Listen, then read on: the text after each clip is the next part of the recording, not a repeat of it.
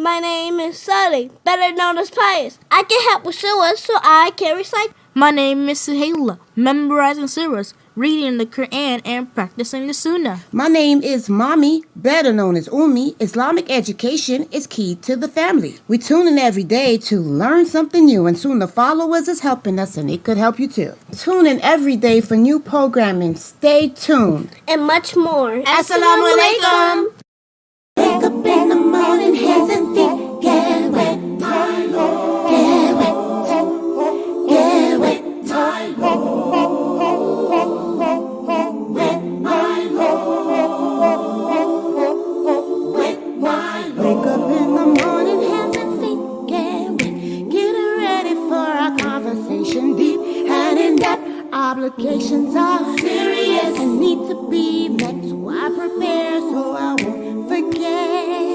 Go ahead and make a good intention. Yeah, yeah. You can write for some good things. Yeah, make a donation to the site and go from left to make it right. Just remember and don't lose sight. Jannah is the goal. Jannah is the goal. Jannah is the goal.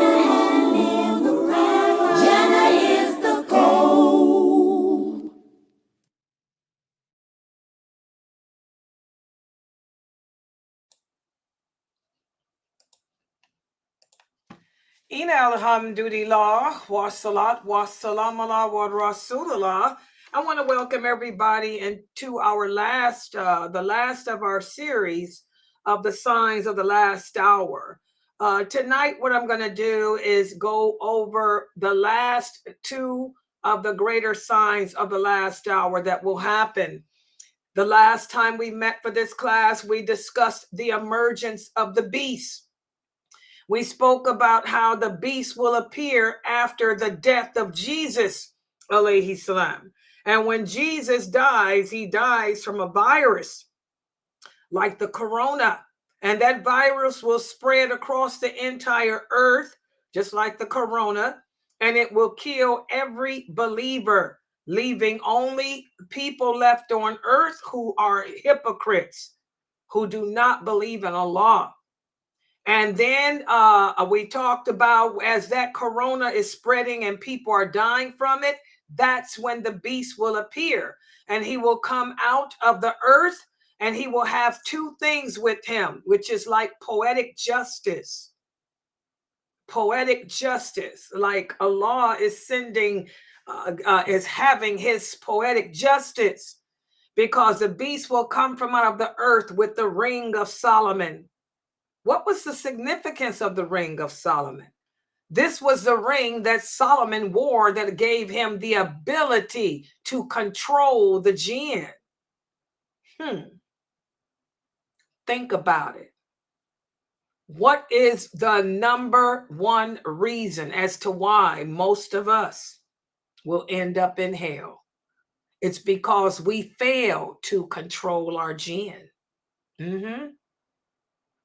Our personal jinn assigned to us. How many of us put him under our control instead of us being under his? So the beast will have that, the ring of Solomon.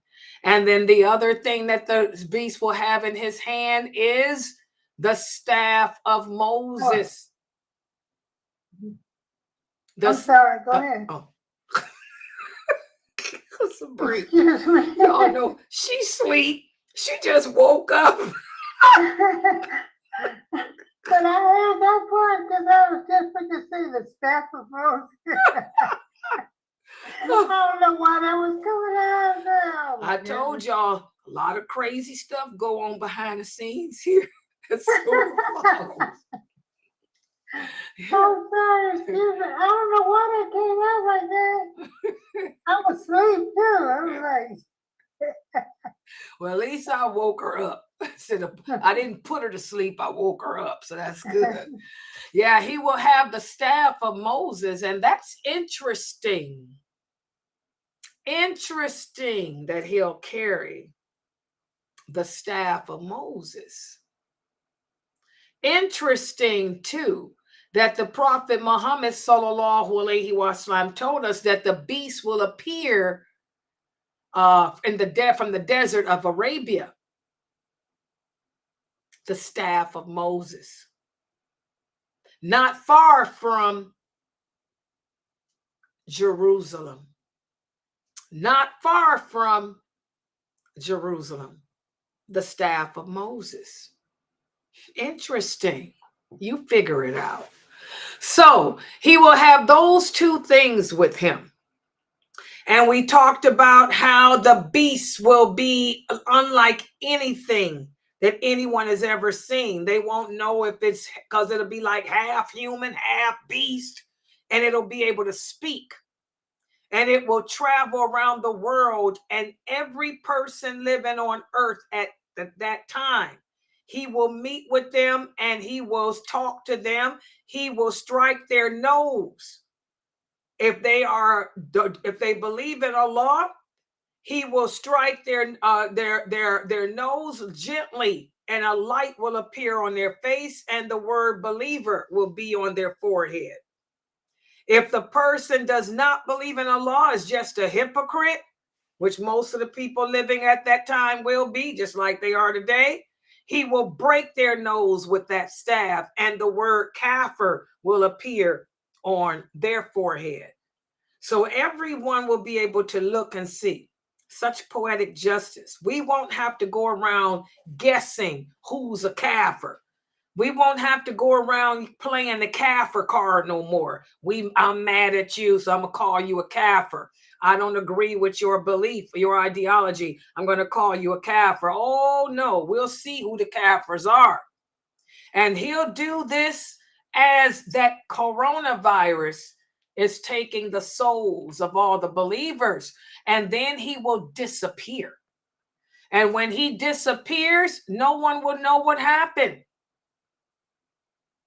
But they'll be left on earth, be able to read everyone's forehead and see that everybody's a kafir. They won't find any believers, because all the believers, or they will realize all the believing Muslims have died. They've died from the coronavirus. I mean, whatever this virus is. I'm saying corona to try to keep it real with you. Okay? So that's where we stopped off. The beast will disappear. A lot of people ask, is the beast good or is the beast bad? Neither one. He's just doing what Allah sent him to do. He's not a bad thing. He's only bad to the kafirs. He's a good thing to the believers. So the beast is just fulfilling his destiny. He's serving the purpose that Allah created him to serve. Because remember, all of the creation, we all were created to serve a purpose. The mountains serve its purpose. The sun, the moon, the stars, the animals, the insects. It's us, we humans, and we jinn. That we're the ones that didn't serve our purpose. So we're the ones that's going to be held to account. So this is where we're going to pick up today. Today we're going to pick up with what happens after the beast leaves. Everybody, we talked about how Islam will disappear. There'll be nothing but kafirs left on earth. The people will not, these people left on earth will not fast. They will not pray. We talked about how the Kaaba has been destroyed. There will be nobody making Hajj anymore. Okay. There will be no masjids that's being used anymore, because there will be no believers left. Everybody living on earth at this time will be kafir. They'll be so bad. They'll be worse than animals. The people will be copulating, having sexual relations in the street, and not care who's looking, who's watching. The most that a person will tell you is get a room, and that's it. Get a room and keep on walking. So that's the state that we're in. And let me put the PowerPoint up on the screen so everybody can share and see. Hold on for a sec. Oh, I can't put it up yet. Hold on, give me a minute. I'm sorry. I have to remember to bring that other computer in. I keep forgetting. Okay, hold on. Let me bring it in.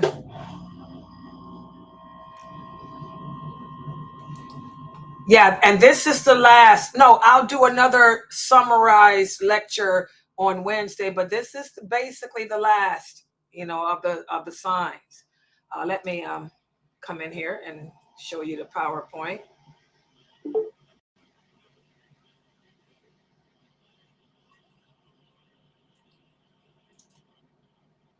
Okay, now I can do it.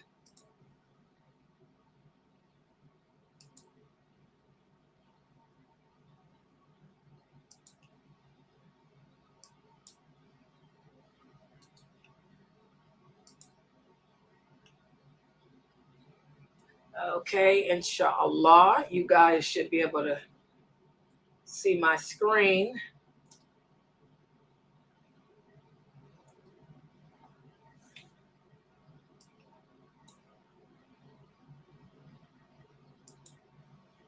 Okay, so right after the beast disappears, the final signs will emerge. And those two final signs consist of number one, the sun rising from the west, and the smoke. And let's speak about these final signs. Allah speaks about this in the Quran. Allah tells us in the interpretation, the meaning, do they wait for anything other than the angels to come to them, or that your Lord should come, or that some of the signs of your Lord should come, such as the last hour, or the rising of the sun from the west? The day that some of the signs of your Lord do come, no good will it do you then to believe if you did not believe before it, nor earned any good deeds before it through your faith. So tell them, wait, and we too are waiting. Here in this verse, Allah is telling us, if you live to see the sun rising from the west, it's too late. Allah is not going to accept your forgiveness, just like he didn't accept from Pharaoh. We talked about in a previous class how when Moses, when Pharaoh saw the Red Sea about to tumble down upon him, he got scared. And that's when he said, my God is Moses' God. But Allah knew that he was only saying it out of fear, because he knew he was about to die. He wasn't saying it because he meant it. So Allah did not accept his repentance. And that's how it will be for the last people. The people who are living on earth at the time that they wake up and see the sun coming from the west, they're going to all fall down to their knees trying to repent. But it's too late, as Allah says here. He's not going to accept their repentance. It's too late. They're no different than Pharaoh. They're just saying it because they know that they're doomed. And again, this verse was explained by our prophet, Melchizedek. Whenever you guys, when I teach the religion to you, and when I give you an explanation of the Quran, my explanations are Melchizedek. Melchizedek. Based on what the Prophet sallallahu alaihi wasallam said, with the understanding of the companions. And here's the dalil for that. The Prophet said, the day that some of the signs of Allah do come, no good will it do you to believe. He's referring to the rising of the sun from the west. It's too late. It's too late to drop to your knees and repent then.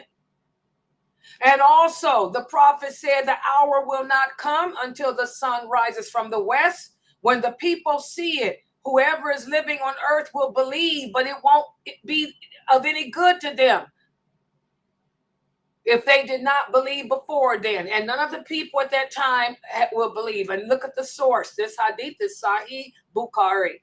Okay? That's Melchizedek. What is the Melchizedek tafsir? What is the Melchizedek explanation of the Quran? It's the correct, the highest interpretation. The highest interpretation of the Quran is what the Prophet Muhammad sallallahu alaihi wasallam told us it means. Not Ibn Kathir, not anyone else. the Prophet Muhammad sallallahu alaihi wasallam's tafsir and the understanding of his companions. I'm talking not Hassan al-Basri. I'm talking the original companions like Ibn Abbas, Ibn Masud, Ibn Umar, Aisha, because they understood the Quran better because they were with the Prophet sallallahu alaihi wasallam, and the Prophet made dua for Ibn Abbas and Aisha and Ibn Umar and Ibn Masud to have understanding of it. So there it is. If you wake up tomorrow, if any of us wake up tomorrow, and should we see the sun rising from the west, that's a bad thing. That means we all kafir. Too late. Okay. Also in another hadith, the source is Sahih Muslim. The Prophet sallallahu alaihi wasallam said there are three things which, if they occur, no good will it do a person to believe in Allah then, if he didn't believe before then, or if he didn't do good deeds before then. And they are the rising of the sun from the west, the Antichrist, and the beast. Okay, you see this beast come out the earth. You hear on the news that this beast is traveling around the world, putting kafir and believer on your head. It's too late to repent. It's too late. It ain't going to be accepted from you. If you live to see the Antichrist, when you get that call saying the Antichrist is here, it's too late to switch sides and join the Mahdi. Then you didn't believe in the Mahdi being here before. It's not going to help you now. So these are powerful hadiths that we need to ponder, especially since we are now in the first of the greater signs, meaning the war against Islam. And also, this is something that I've talked to you guys about before. Abu Dar, may Allah be pleased with him, one of the original companions. He was the one that got into an argument with Bilal. May Allah be pleased with him. And he called Bilal the son of a black slave woman because Bilal's father was Arab. Y'all don't know that. His father was Arab. His mother was a slave. And when he made fun of his mother, that's when the Prophet sallallahu alaihi wasallam told Abu Dar that he had a lot of ignorance in him, pre-Islamic ignorance in him. And Abu Dar apologized and never insulted anyone again after that. Well, Abu Dar tells us that the Prophet sallallahu alaihi wasallam asked him one day, he said, do you know what happens to the sun when it sets? The Prophet said, when the sun sets, it travels. And it prostrates itself beneath the throne of Allah. And it doesn't rise unless Allah tells it to.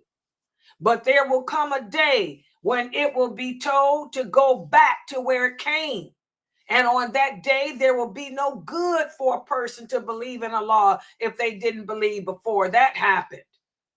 So here we can see more dalil, more evidence. This is also a Bukhari hadith. That if you live to see the sun rise from the west, that's it. You're done. You're a kafir. You're going to hell. Too late now. So a lot of people ask which will come first, the beast or the rising of the sun in the west.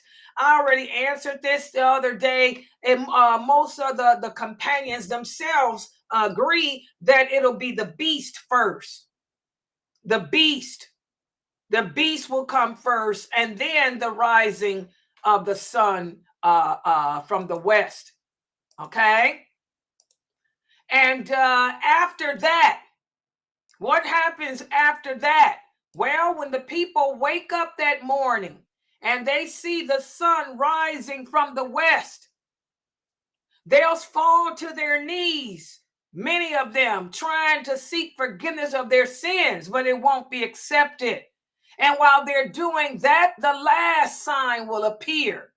And what is the last sign? A lot of people think that the rising of the sun from the west is the last sign. No, it's not. It's the second to the last. The last sign will be a fire that will emerge from the bottom of Eden. and it will drive the people towards their place of gathering. The Prophet sallallahu alaihi wasallam said, the last, and this is the Dalil, the last of the signs will be a fire that will emerge from Eden. This is by the way, Eden is a country in Yemen. It's a country in Yemen. Well, the fire will emerge from Yemen, and it will drive the people towards their final place of gathering. That fire will begin in Yemen, but that fire will spread, just like Corona spread it all over the world. Just like today, a fire can start in Canada. In Canada, like we had last summer. A fire started in Canada and it came all the way here to America. Okay, well, this fire will begin in Yemen and it will spread all over the world. Allah will cause that wind, make it spread all over the world. And that fire, no matter where you are in the world, if you're living at that time, it will drive you to the place of gathering. And that brings us to the question many Muslims ask, where will we be gathered from? Well, listen to this. The Prophet sallallahu alaihi wasallam said that one of the companions, may Allah be pleased with him, said that the Prophet sallallahu alaihi wasallam had come to Medina. This is when he migrated.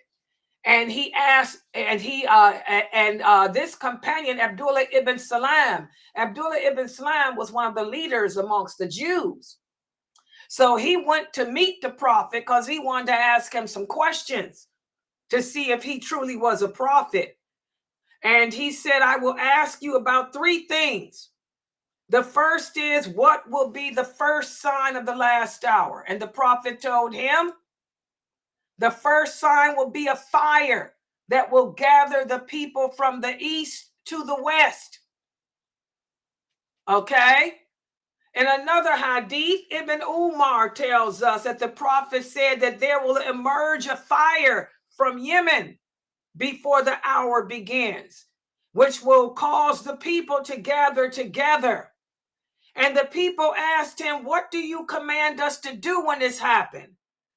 The Prophet said, when that fire occurs, go to Syria. Go to Syria. The Prophet sallallahu alaihi wasallam told us about how this fire will gather. This is Bukhari. Abu Huraira, may Allah be pleased with him, tells us the Prophet said the people will be gathered in 3 ways. Those who have the hopes of paradise, and those who fear the punishment, and those who will come riding 2 on a camel, or 3 on a camel, or even 10 on a camel. And the rest of the people will be gathered through the fire, which will stop with them when they take a nap during the day, and will stop with them when they stop for the night, and will be with them wherever they are in the morning or the evening. So we can see from this hadith, this fire will be burning nonstop. It will never cease. The people will never be able to put it out. It'll travel all over the world. It'll spread everywhere. The Prophet sallallahu alaihi wasallam said, you will be gathered, walking and riding and panicking, headed towards the direction of Syria. Now remember, guys, there won't be that many people living on earth at this time. Because remember, so much war from the Gog and the Magog. The Gog and the Magog have killed mostly all the Arabs they killed all the Arabs that were living in the Gulf area. Then a lot of the people who believed in Allah died from the corona. So, and most of the people will probably be living near Jerusalem area because that's where Jesus was. You know, technology is shot. We won't be riding in cars anymore. Dystopia. That we'll be back on horseback and maybe train or something like that. Maybe boat. People be back traveling by boat because the ocean will be there. So wherever you are in the world, be it whatever part of the land you are, that fire will be so bad that it's going to drive us. It's going to drive us to Syria, to the direction of Syria. Even if you're living in America, we have to get on the boat, take the boats across the ocean, and that boat will end up landing in Syria because that's the qadr of Allah. And the prophet told us the last people who the fire will gather will be 2 shepherds from the tribe of Muzana. And this is a Bukhari hadith. Abu Huraira says the Prophet sallallahu alaihi wasallam said these 2 shepherds will leave Medina. He said the people of Medina will leave Medina in the best state as it's ever been. Remember, we talked about how when Jesus comes, there will be no people living in Mecca and Medina. The people of Mecca and Medina will have moved to Jerusalem because they will be there with the prophet, with Jesus alayhi salam as he rules. Before the people left, Allah will cause earthquakes to expel the hypocrites. So the people of Medina and Mecca will be true believers, and they will all leave Mecca and Medina. Medina and Mecca will be abandoned. Only animals will live there. The people will still make Hajj until Dhul Suway Qatain. So the prophet said the people will leave Medina and no one will live there except the wild animals. The last people who will be gathered will be the 2 shepherds from Medina, from the tribe of Muzana. They'll be driving their sheep towards Medina, but they will find it deserted. They will say, wow, they will reach Thaniyat el-Wada. They will fall dead on their faces. They will fall down dead on their faces. Now, these are 2 shepherds who were living in Jerusalem. I don't know why, but for some reason, they decide to go to Medina, but they will reach there, find it deserted, and they will just fall down dead. Okay? Allah knows best what they were going there for, especially since there is nobody living there. But they will have left Jerusalem to go to Medina, but they will reach Medina and die. And then the prophet continues with this hadith and says, the land towards which the people will be gathered is Syria. Syria is the land of gathering and the resurrection. Y'all see that? So all the people will be gathered together in Syria. That is the land of gathering. That is the land of resurrection. Now, a lot of you may say, but Sister Layla, didn't we read about Arafat? Yes, but you have to remember, guys, back in those, just like Somalia, it was part of Abyssinia back in them days. Okay? The world, the different countries that we have today were not countries. They were part of other lands. Syria was larger than what it is today. It's been conquered by America, conquered by the Persians, the Romans. So they cut it up. But that part where that part was part of Syria back in those days. And that's what some of the scholars say. That part where Arafat was part of, close to a part of what was Syria back in the 6th century. Okay, Syria was a much larger expanse of land. This is what some of the scholars say, back in the 6th century than what it is today, which I can imagine, I can believe, because I know how Ethiopia and Somalia and all of that was part of Yemen. That's what I meant. I didn't mean Abyssinia, I meant Yemen. Somalia and Ethiopia, all that stuff was part of Yemen back in the 6th century. Okay, so these are the signs here. And then after that, when that fire appears, it'll be so much smoke. That smoke from the fire is what will be the part of the gathering, which will cause the people to leave because you'll be choking from that smoke. So the beast, the Antichrist, the smoke, the Gog, the Magog, all of those are the greater signs that will appear Okay? The fire will appear before the day of judgment, will burst forth from the direction of Aden. Aden is in Yemen, and it will drive the people to the place of their final gathering. It will move with them and stop with them, and it will devour, suffocate anyone who lags behind. And of course, Allah will have the angels. The angels of Allah will be the ones driving the force of that fire. The angels of Allah will be the driving force of all that suffocation. And this is where I conclude with my series. But what I'm going to do the next time we meet, which will be Wednesday, I'm going to go over some of the signs of the last hour from the Sunnah as well. And then that will conclude our series. Did you guys, do I have any moderators on YouTube? I mean, I got them, but is anybody on YouTube watching? I got it. Okay, thank you. Yeah. All right, so I'm going to stop right here. Subhana kalahuma wa bihamdika ashhadu an la ilaha illa anta astaghfiruka wa atubu ilaik. Are there any questions or comments? I have a question, Sister Layla. Mm-hmm. If the fire is driving all the people over The from smoke America, and fire. The smoke, okay.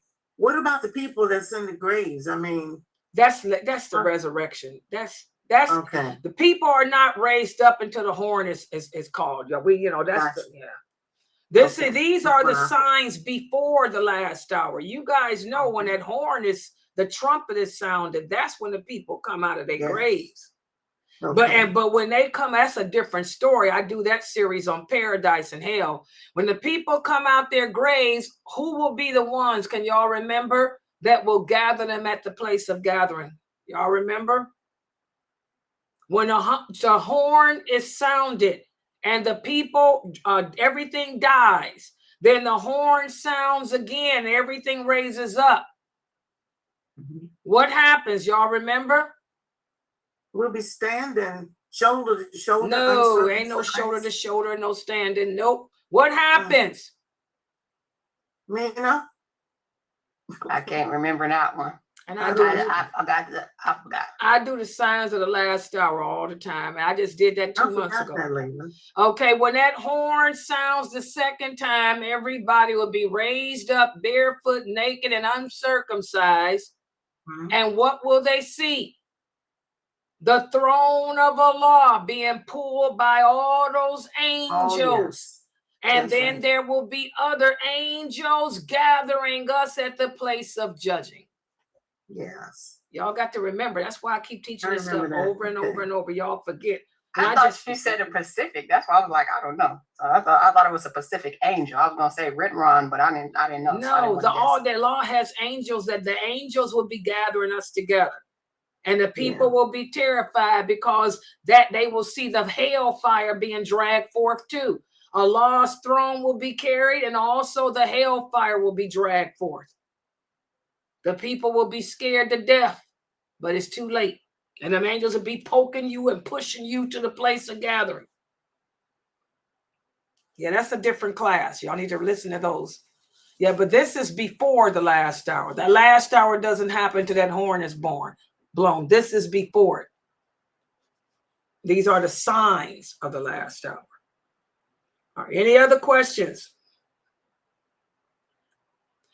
Sister Jamila, we talked about how the ocean, when the horn is sounded, when Allah has that angel Israfil blows that horn, the earth will become flat. All the mountains will be dissolved. All the oceans will disappear. But that's later. The oceans will not be able to stop the fire, just like the ocean can't stop Corona. I mean, what did that hadith that we just said? Nothing will be able to put the fire out. Have y'all seen gas? There's the ocean's on fire right now. Did y'all see that on the news? Y'all know how many times the ocean catches fire? The ocean can burn too, baby. It burns every day with the oil rigs. Well, this is worse than oil rig. This fire will be fueled by Allah. If an oil rig catches on fire in the ocean and we can't put it out, we got to just let it burn. How do you think it's going to be when a fire created by Allah? The ocean can't stop it. The fire just travel across the ocean like it does now. Have y'all seen that? The fire travels across the ocean with that oil. Yeah. Any other questions?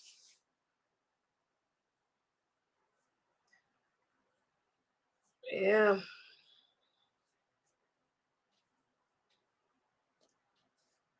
And that's the beauty of Islam. Everything in Islam makes sense because it's not made up.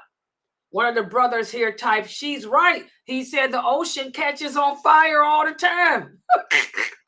Yeah, and we can't put it out. He says we got to let it burn. Yeah, well, imagine a fire created by Allah. If you can't put out a fire created by the oil spill, from an oil spill, how can we put out a fire created by Allah? Yeah, it's scary. Yeah, so the ocean will probably be on fire too. Possibly, Jamila, it might be. It'll probably be on fire too. But you know, when that horn blows, it's going to be flattened anyway. The entire earth will come crumbling down. It'll be flat land, one flat land. And that's when the people will be ushered to Arafat. Arafat comes in after that. Yeah, Arafat comes in after the sounding of the horn. Because the earth will be no longer be round, it'll be flattened. And that makes it even easier for the angels to gather everybody at the place of gathering. Yeah. That's why we have to understand that Allah is in control. That's why I try to emphasize with you guys as a daya. Everything that happens in this world is from Allah. He's in control of everything, not man. We're not in control of nothing. We can't even put out a fire unless Allah wills it. We can't make it rain unless Allah wills it. We cannot stop an avalanche unless Allah wills it. Allah is in control of everything, not us. And that's something that man doesn't understand. And until we do, that's why Allah punishes. And man will never understand.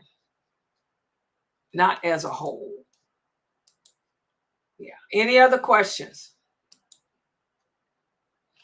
Yes, tomorrow, what is I have? I have the 6 o'clock class and I have the 9:30, the Maqasidic. I'll post it up. Let me write that down. She wants to know what pages. I have to look and I'll tell you. Let me put it down here as a note for myself. Okay, I'll post it out, the pages for tomorrow for the Maqasidic Tafsir. Yeah, because I'm going to do some shorts and I'll put that out too. Let me put my little memo here. Yeah, I'll put that out tonight. Okay, guys, if there's no other questions, I'm going to log out for right now so I can get these videos out the way. And I can do that, put the pages out for the Maqasidic Tafsir. All right, so Subhanakallahumma wa bihamdika ashhadu an la ilaha illa anta astaghfiruka